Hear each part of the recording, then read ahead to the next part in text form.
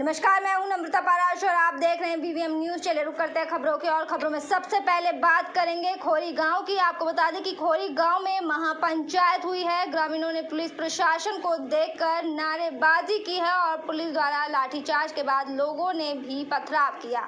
आपको बता दें कि सुप्रीम कोर्ट के फैसले के बाद खोरी गाँव में प्रशासन पिछले कुछ दिनों से तोड़फोड़ की प्रक्रिया को लेकर तैयारी कर रहा है, जिसको लेकर खोरी गाँव में बुधवार को महापंचायत हुई है। महापंचायत को लेकर प्रशासन ने भी मौके पर भारी पुलिस बल तैनात किया हुआ था। महापंचायत कर रहे ग्रामीणों ने पुलिस प्रशासन को देख नारेबाजी तेज कर दी। उग्र होते प्रदर्शन को देख पुलिस ने ग्रामीणों के ऊपर कार्रवाई की। इस दौरान पुलिस ने ग्रामीणों पर जहां लाठीचार्ज किया तो वहीं ग्रामीणों ने भी पुलिस पर पथराव किया, जिससे खोरी गांव में स्थित तनावपूर्ण माहौल पैदा हो गया है। पूरी घटना के बाद किसान नेता गुरनाम सिंह चढ़ूनी भी वहां पहुंचे। उन्होंने वहां पुलिस कर्मियों से बातचीत की। उन्होंने लाठीचार्ज की घटना को गलत बताया। चढ़ूनी ने कहा कि पुलिस पर अगर पथराव किया गया तो वो भी गलत है, लेकिन पुलिस को भी उन पर लाठीचार्ज नहीं करना चाहिए था। पुलिस और लोगों में हुई आज की झड़प के बाद माना जा रहा है कि पुलिस प्रशासन अब यहाँ लोगों को ज्यादा वक्त देने में कतई मूड में नहीं है और तोड़फोड़ की कार्यवाही को यहाँ कभी भी अंजाम दिया जा सकता है। ये झोपड़ी में रहेंगे। हमारा छोटे छोटे बच्चे हैं, सब बच्चे यहाँ परेशान है। मेरे को यहाँ पर जहाँ है नया जगह में नहीं जा सकते। नहीं जाओगे आप? नया जगह में नहीं जा सकते। मैं बहुत परेशान हूँ, रोजी रोटी नहीं है, कुछ नहीं है।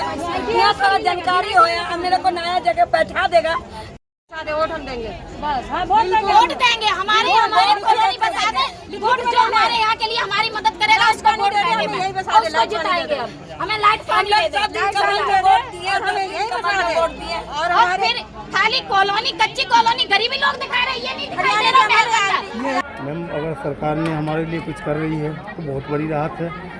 और जैसे अभी जिस तरह का सूचना दिया गया था कि कुछ ऐसा नहीं है, तोड़ के भगा दिया जाएंगे, लोग यहाँ 50 साल से है, कोई 35 साल से है, कोई 20 साल से है, कोई 10 साल से है, और पहले ने सरकार ने ही बनवाई है।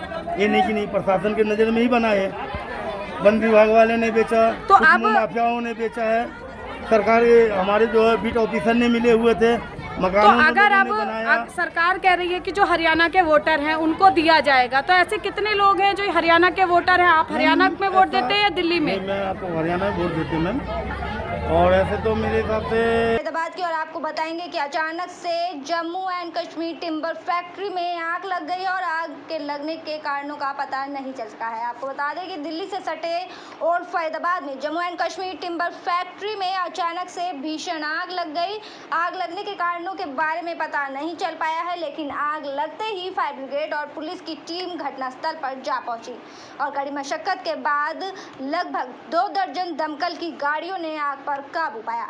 फिलहाल आग लगने से हुए नुकसान का आकलन नहीं हो पाया। तस्वीर और फैजाबाद में स्थित जम्मू कश्मीर टिम्बर फैक्ट्री की है, जहां पर फैक्ट्री में भीषण आग लग गई और चारों तरफ अफरा तफरी का माहौल हो गया।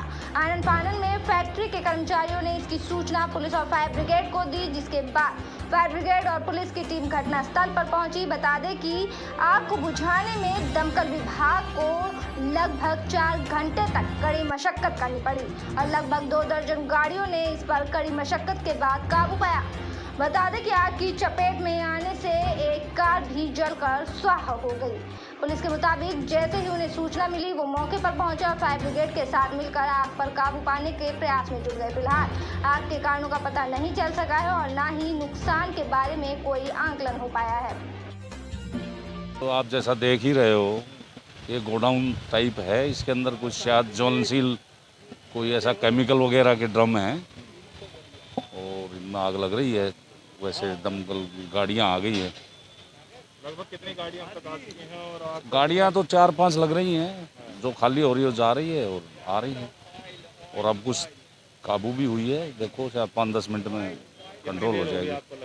आग को काफ़ी देर हो गई, अब लगभग 45-50 मिनट हो गए। ये तो बाद में जांच के दौरान ही पता लगेगा क्या कारण हुआ है। मजदूर वर्कर या कुछ ये तो देखो, अब पहले तो इसको कंट्रोल किया जाए, सेफ लोगों को रखा जाए, उसके बाद में देखते हैं, जो भी स्थिति होगी बताएंगे। हो सकता है कोई खड़ी हो, लेकिन हम जो मौके पर आए थे तो आग लगी हुई थी, हमें तुरंत गाड़ियाँ बुलाई हैं, दम इसकी चलिए रुक करेंगे अगली खबर की और आपको बता दें कि बल्लभगढ़ की सुभाष कॉलोनी में शराब पीकर लोगों के घरों के सामने खड़ी गाड़ियों के शीशे तोड़ने और अन्य जरूरी सामानों की तोड़फोड़ करने वाले 2 शरारती तत्वों को पुलिस ने गिरफ्तार कर लिया है। इनके 3 साथी अभी फरार बताए जा रहे हैं। दिखाई दे रहा है ये नज़ारा बल्लभगढ़ की सुभाष कॉलोनी का है, जहाँ पुलिस ने दोनों आरोपियों को रंगे हाथों धर दबोचा। पुलिसकर्मी की माने तो उनके पास पिछले कई दिनों से स्थानीय लोगों की शिकायतें आ रही थी कि उनकी गाड़ी के शीशे तोड़े जा रहे हैं और अन्य सामान को भी तोड़फोड़ किया जा रहा है। पुलिस ने इस मामले में जांच की तो करीब 4-5 लोगों का गिरोह इस काम को अंजाम दे रहा है। शराब पीकर गली में खड़ी गाड़ियों के शीशे तोड़ देते हैं और अन्य जरूरतमंद जरूरी सामानों को भी ये लोग तोड़ देते हैं। पुलिस ने 2 आरोपियों को गिरफ्तार कर लिया है, जबकि 3 साथी अभी फिलहाल फरार है। पुलिस जल्द ही उनको भी गिरफ्तार कर लेगी। 4-5 शरारती लड़के पकड़े हैं, रोज खड़ी गाड़ियों के शीशे तोड़ देते हैं, दुकानों के शटरों पर ईंटें लगा देते हैं, किसी के कनेक्शनों को तोड़ देते हैं। कई दिन से शिकायतें आ रही हैं इनकी। इधर बैठ के शाम को दारू पीते हैं। मतलब कि यहाँ की पूरी आस पड़ोस के सारी पब्लिक परेशान है इनसे। तो कैसे किस लिए करते हैं ये लोगों को परेशान? अब क्या पता क्या कि लोगों को परेशान करने के लिए करते हैं। एक इनको कुछ अलग से कुछ महसूस करते होंगे कि भाई खुशी महसूस करते होंगे, दूसरों को परेशान करके, दूसरों को नुकसान करके कुछ लोगों को खुशी मिलती है इसलिए। तो ये खुले में गाड़ी खड़ी होती है, उनके शीशे ज़्यादा तोड़ते हैं। खुले में खड़ी होती हैं, किसी के घरों के आगे खड़ी होती हैं, सबको इनसे कोई मतलब नहीं, किसी को निशाना बना रहे हैं। नुकसान करने से मतलब है दूसरों को बस। अब इनको ठीक है, दारू पीते हैं। कितने लोग पकड़े हैं आपने? अब 2 लोग पकड़े हैं, 3-4 लोग और बाकी हैं। खबरों में अभी बात करेंगे फरीदाबाद की। आपको बता दें कि फरीदाबाद के गांव में दिन दहाड़े ऑटो मैकेनिक को गोली मारने के बाद पीड़ित परिवार अब पुलिस प्रशासन से इंसाफ की गुहार लगा रहा है।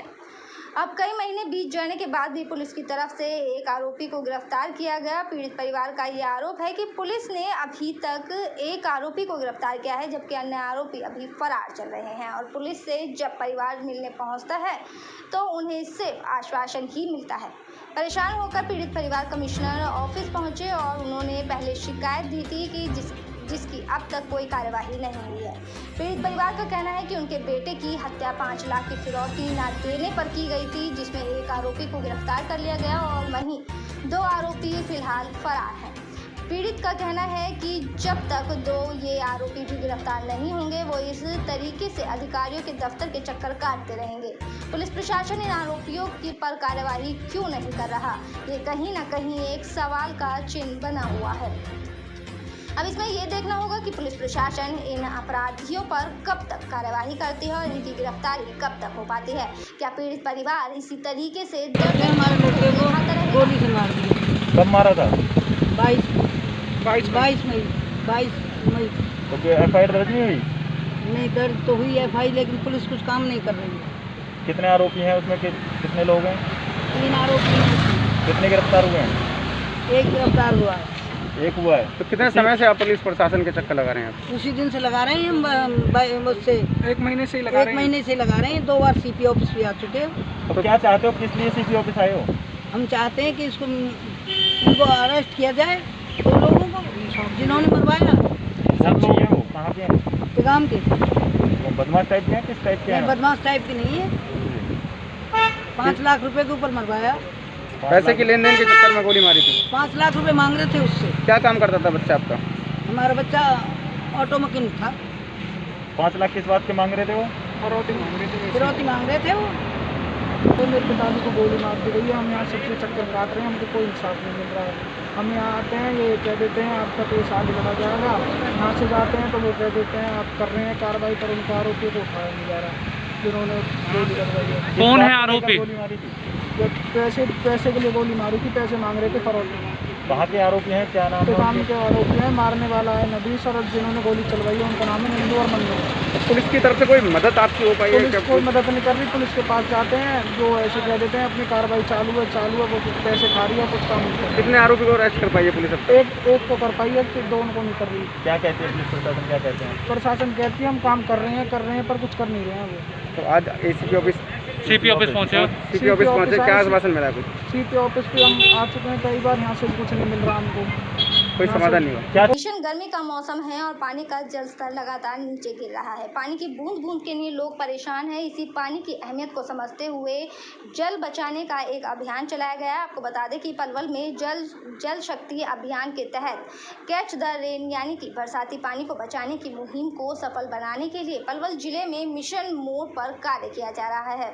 जन स्वास्थ्य अभियांत्रिकी विभाग द्वारा जल संचयन करने के लिए लोगों को जागरूक किया जा रहा है। ये जन स्वास्थ्य अभियांत्रिकी विभाग की प्रवक्ता कुसुम जांगड़ा ने बताया कि विश्व जल दिवस के अवसर पर प्रधानमंत्री नरेंद्र मोदी ने जल शक्ति अभियान के तहत कैच द रेन कार्यक्रम का शुभारंभ किया था। अब इन कार्यक्रम को जिला स्तर पर कामयाब बनाने के लिए इसके लिए संबंधित विभाग पूरी तरह से तत्पर है और कार्य कर रहा है। जल बचाने की मुहिम के तहत लोगों को भी जागरूक किया जा रहा है। जिले के विभिन्न गांवों में रेन वाटर हार्वेस्टिंग बनाए जा रहे हैं। स्कूल व सरकारी भवनों व ग्राम पंचायतों में सोखते गड्ढे बनाए गए हैं। उन्होंने बताया कि जल संरक्षण के तरीके व इसके संरक्षण की महत्वता बताने के लिए जागरूकता कार्यक्रम का आयोजन किया गया है। प्रचार सामग्री गांव में वितरित की गई है। उन्होंने लोगों से अपील करते हुए कहा कि जल शक्ति मिशन प्रधानमंत्री नरेंद्र मोदी की एक महत्वाकांक्षी योजना है। इस मिशन के तहत सभी लोग जल संरक्षण में अपना पूरा सहयोग दें। एक स्कीम चली हुई है जल जीवन मिशन, उसके तहत हमारा मेन उद्देश्य यही है कि लोगों को पीने का पानी उपलब्ध करवाया जाए। और इसी की कड़ी में आगे बढ़ते हुए अभी 22 मार्च को विश्व जल दिवस था, जिस पर हरियाणा सरकार ने कैच दी रेन प्रोग्राम को लॉन्च किया। उसके तहत हम ब्लॉक स्तर पर, ग्राम स्तर पर सभी को मोटिवेट कर रहे हैं कि भाई जो बारिश का पानी है, जैसे अभी हमारे यहाँ समय बारिश का है, और उस पानी का हम संरक्षण कैसे करें और किस तरीके से हम उस पानी का प्रयोग कर सकते हैं। इसके लिए हम एक आदमी को अपने ससुराल जाना कुछ ज़्यादा ही महंगा पड़ गया। आपको बता दें कि इस समय सोहना में वाहन चोरों का जमकर आतंक है और लगातार हो रहे वाहनों की चोरी के मामले ने पुलिस की रात्रि गश्त की पूरी तरह से पोल खोल दी है। वाहन चोरी की अगर बात करें तो इस सप्ताह में करीब 5 मोटरसाइकिल, 1 कार अज्ञात चोरों ने चुरा ली है। पुलिस ने अभी तक किसी भी वाहन का सुराग नहीं लगा पाई है और मामला बीती रात का है, जहां पर एक घर के सामने खड़ी कार को 3 युवकों ने ताला तोड़कर चुरा लिया। हालांकि पुलिस ने इस मामले में अज्ञात के खिलाफ केस दर्ज कर जांच शुरू कर दी है। पीड़ितों ने बताया कि उनका रिश्तेदार जन्मदिन के मौके पर घर पर इको कार को लेकर आया हुआ था। रात के समय घर के सामने ही उन्होंने कार को खड़ी कर दिया था, लेकिन सुबह के समय वो कार वहां पर खड़ी नहीं मिली। पास में लगे सीसीटीवी कैमरे में देखा गया तो 3 युवक कार का ताला तोड़कर मौके से गाड़ी लेकर फरार हो गए। हालांकि पुलिस ने मौके पर जाकर सीसीटीवी फुटेज को ले लिया है और सीसीटीवी फुटेज को खंगाल रही है। हालांकि इस मामले के बाद पुलिस की रात्रि गश्त की पूरी तरह से पोल खुल गई है।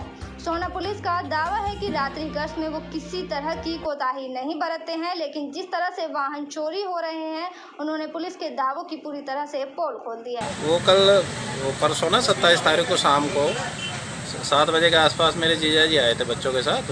वो भतीजी का बर्थडे था, तो उसमें शाम को 7 बजे के आसपास आए थे। वो शाम को फिर गाड़ी घर के सामने खड़ी कर दी थी।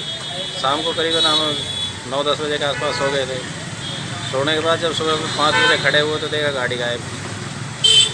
जब वो 7:30 बजे के आसपास हमारे सामने दुकान है, उसमें सीसीटीवी कैमरे लगे हुए हैं, तो हमने उसकी फुटेज देखी तो वहाँ पे 3 आदमी दिखाई दे रहे हैं उस गाड़ी को लॉक तोड़ते हुए। फिर वो गाड़ी को ले जाते हैं, उसकी सीडी भी वो फिर वहाँ 100 नंबर पे फ़ोन किया हमने 5 बजे 4 मिनट पे फ़ोन करने के बाद फिर वो वहाँ से अशोक हवलदार है थाने से, सिटी थाने से, उनका फ़ोन आया। तो फिर वो कुछ टाइम बाद वो आके मौके पे चेक करके गए कहाँ से हुई है। फिर उनको भी हमने वो सीसीटीवी की फुटेज दिखा दी है। बढ़ेंगे अगली खबर की ओर। महिला अपराध पर अंकुश लगाने के लिए प्रदेश व केंद्र सरकार द्वारा महिला सशक्तिकरण की अनेक योजनाएं चला रही है। दुर्गा शक्ति फोर्स का भी गठन किया गया। यही नहीं, महिला अपराध को रोकने के लिए कानून में भी सख्ती बरती गई है, सख्ती की गई है, लेकिन बावजूद इसके महिला अपराध रुकने का नाम नहीं ले रहे हैं। रेवाड़ी की रहने वाली एक महिला को शादी का झांसा देकर युवक ने पहले तो उसके साथ शारीरिक संबंध बनाए और जब वो गर्भवती हो गई तो उसका अबॉर्शन भी करा दिया। पुलिस जानकारी के अनुसार अप्रैल महीने में दी शिकायत में रेवाड़ी क्षेत्र की रहने वाली एक महिला ने बताया कि वो एक निजी कंपनी में काम करती थी। उसी के साथ काम करने वाला एक युवक उससे शादी का झांसा देकर शारीरिक संबंध बना रहा था। यही नहीं, वह कुछ वक्त बाद गर्भवती भी हुई तो उसको दवा दिलाकर उसका अबॉर्शन भी करा दिया गया। महिला ने जब युवक से शादी करने की बात कही तो आरोपी युवक उसे धोखा देकर अपने प्रदेश उड़ीसा चला गया। महिला थाना पुलिस ने महिला की शिकायत पर मामला दर्ज कर लिया है और आरोपी को पकड़ने के लिए एक टीम का गठन भी कर दिया है। गठित टीम ने उड़ीसा जाकर आरोपी तपन कुमार को गिरफ्तार कर लिया और पकड़े गए आरोपी तपन कुमार को अदालत में पेश भी किया जाएगा। देखिए, रेवाड़ी क्षेत्र की एक महिला ने मुकदमा दर्ज कराया था अप्रैल महीने में। इसके साथ कंपनी में काम करने वाला एक तपन कुमार नाम का लड़का था, जिसने इसको झांसा दिया और इसके साथ रिलेशन बनाए। ये प्रेग्नेंट हो गई। महिला का आरोप है कि एक बार जो आरोपी है उसने दवाई देके इसका मिसकैरेज भी कराया है। उन्हीं धाराओं के अंतर्गत हमने महिला थाना रेवाड़ी में मुकदमा दर्ज किया है। उसी मुकदमे में आज आरोपी को महिला थाने की टीम ने उड़ीसा से गिरफ्तार किया है।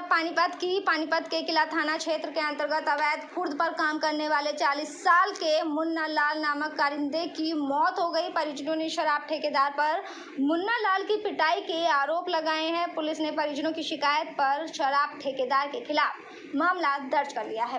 पानीपत में अवैध शराब के खुर्दे धड़ल्ले से चल रहे हैं, जिस पर हमेशा हंगामे होते रहते हैं। 27 जून को किला थाना क्षेत्र में एक खुर्द पर पैसे कम मिलने पर शराब ठेकेदार ने अपने करिंदे मुन्ना लाल की जमकर पिटाई कर दी। पिटाई से मुन्ना लाल की हालत खराब हो गई और परिजनों ने उसे दवा दिलाई और घर पर ही आराम करवाया, लेकिन मुन्ना दवाई लेने के बाद उसे सो गया, लेकिन सुबह परिजनों ने उसे मृत पाया।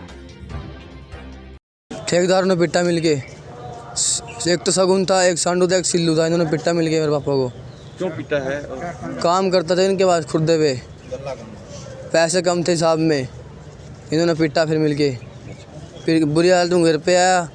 मैं घर पे से रात को काम पे जिस टाइम आया ना, रात पर बताया दर्द हो रहा है, दवाई लेके आया। फिर मैं दवाई खवा के मेरा एक कंप्लेंट आई हुई है और ये मामला बताया 26 तारीख के 26 को उसकी पिटाई की गई थी। तो अभी उसमें जैसे ही कंप्लेंट आएगी एफआईआर करके पोस्टमार्टम करवा के और आगे की कार्रवाई। मेरे साथ खबरों में फिलहाल इतना ही। आप बने रहिए BVM न्यूज़ के साथ। फिलहाल मुझे दीजिए इजाज़त। नमस्कार।